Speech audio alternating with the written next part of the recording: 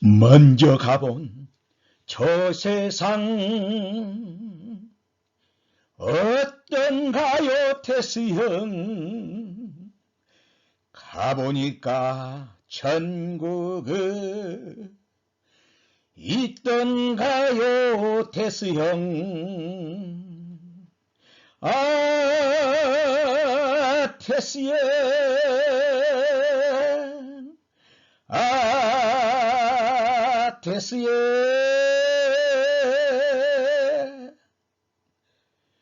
목매이게 불러보지만 대답이 없네.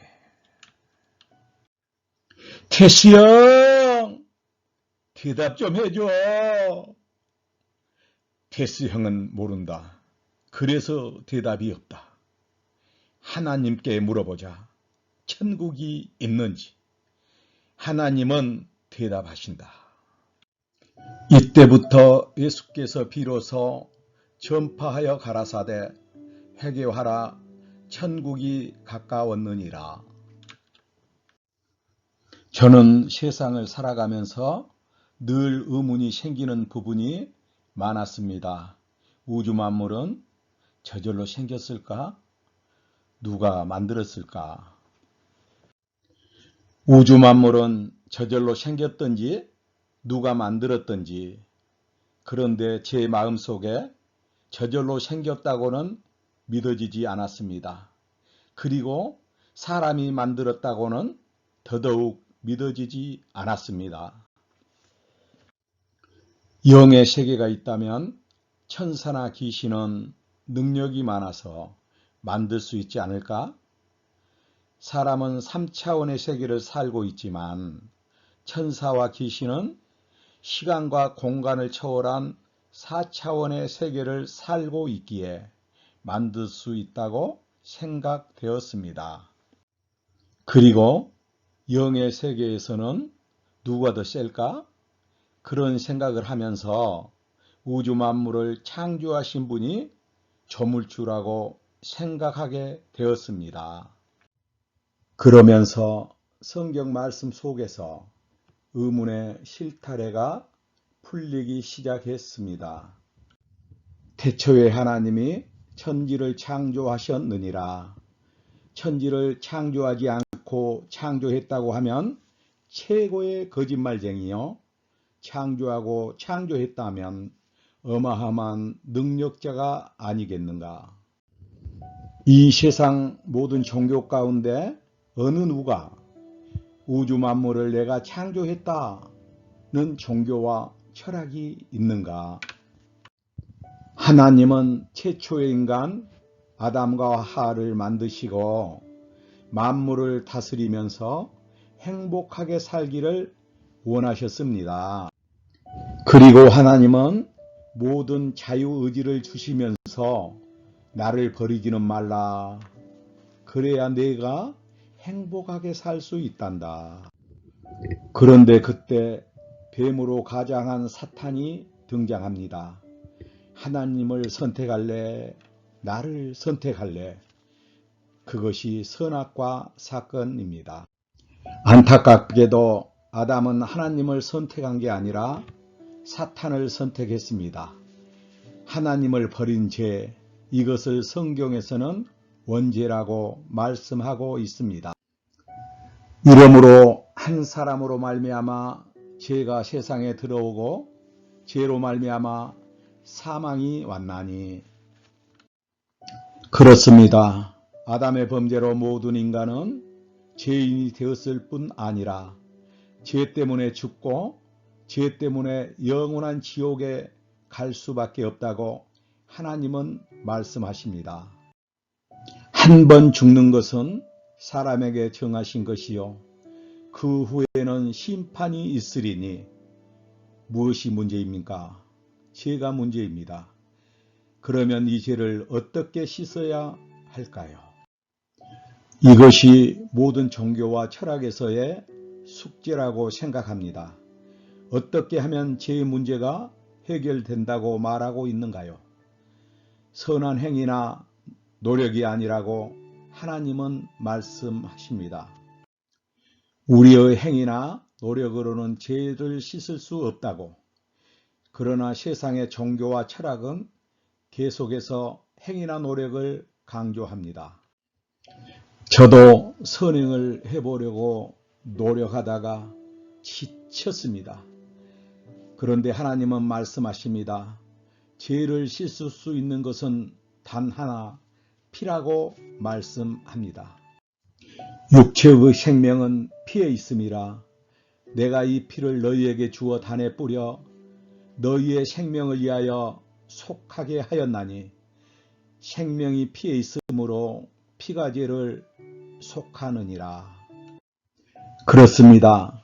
피가 죄를 깨끗게 할 수 있습니다. 율법을 쫓아 모든 사람이 피로써 정결케 되나니 피 흘림이 없은즉 사함이 없느니라고 말씀하십니다. 죄가 없으신 깨끗한 피 제사가 우리의 죄를 용서할 수 있습니다. 그래서 구약에서는 죄인이 죄를 지으면 흠없고 점없는 양이나 송아지를 제물로 준비해서 제사장에게 가져오면 제사장은 짐승 제물의 머리에 안수하고, 죄인은 직접 그 양을 죽이고 각을 뜨고 나서 그 피를 하나님의 제단에 산 제사를 드립니다. 죄인이 죽어야 하는데 양이 사람 대신 죽었습니다. 그것을 성경에서는 속죄제라고 합니다. 나 대신 죽임당한 속죄 제물입니다. 확실히 죽었다는 표시로 이 피를 대제사장이 하나님의 제단에 가지고 지성소로 들어가 피를 뿌립니다. 그러면 하나님은 그 피를 보고 그 죄인의 죄를 용서해 주었습니다. 이것이 구약에서 원하는 제사 방법이었습니다. 그런데 이 제사는 영원하지가 않고, 또 죄를 지으면 제사를 지내고 또 죄를 지으면 반복된 제사를 지내야 했습니다. 그런데 하나님께서 한 번 드림으로 영원한 제사를 지내려고 친히 제물을 준비하셨습니다. 이튿날 요한이 예수께서 자기에게 나아오심을 보고 가로되, 보라, 세상 죄를 지고 가는 하나님의 어린 양이로다. 하나님의 아들 예수님은 잘 먹고 잘 살려고 이 땅에 오신 것이 아니라 인류의 죄를 대속하시려고 제물로 오셨습니다.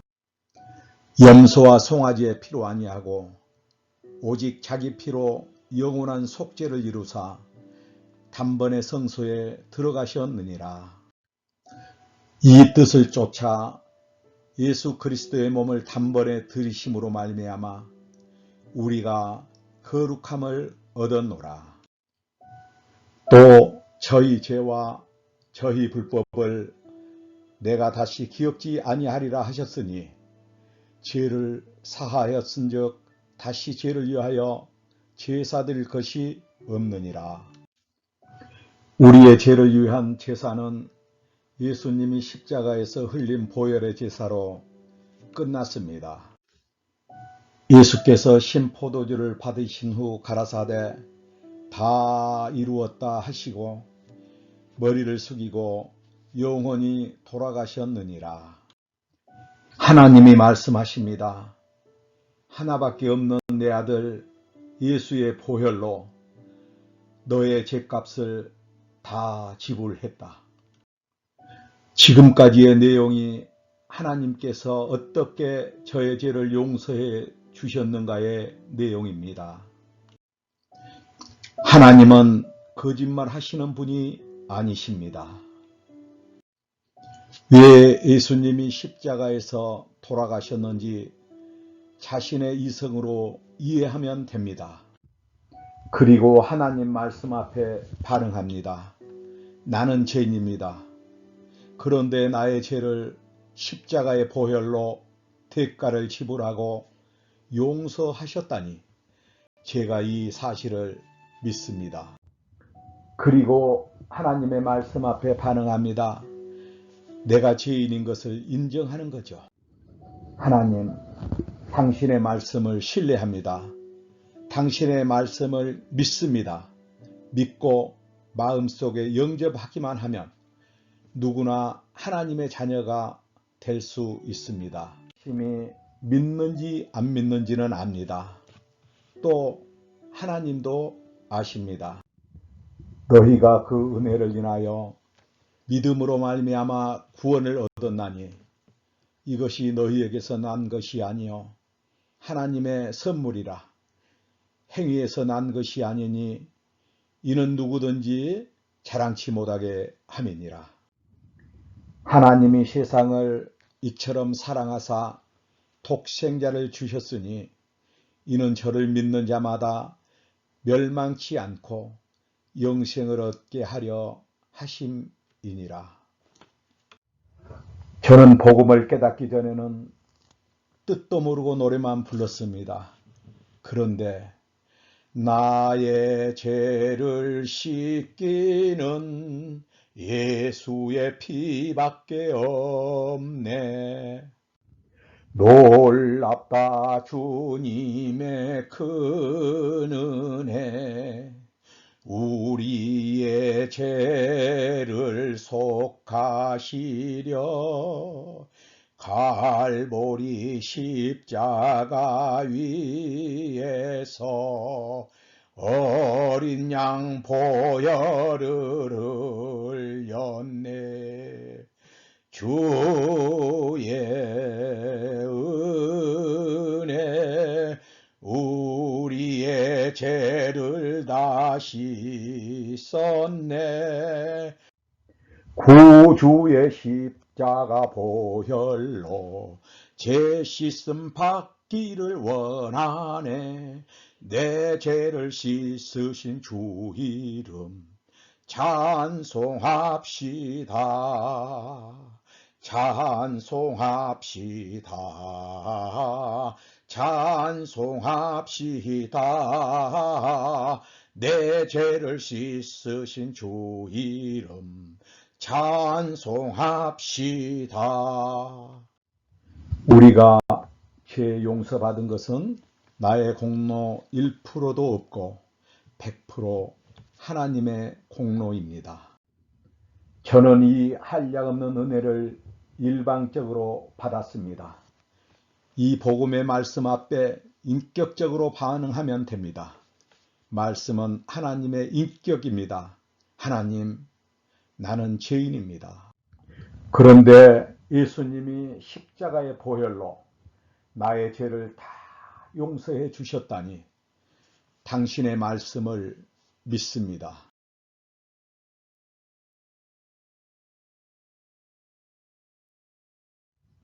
고백하십시오. 하나님의 말씀을 믿는 것이 하나님을 믿는 것입니다. 하나님은 성경 말씀을 통해서 우리와 대화하십니다. 감정도 느낌도 아닙니다.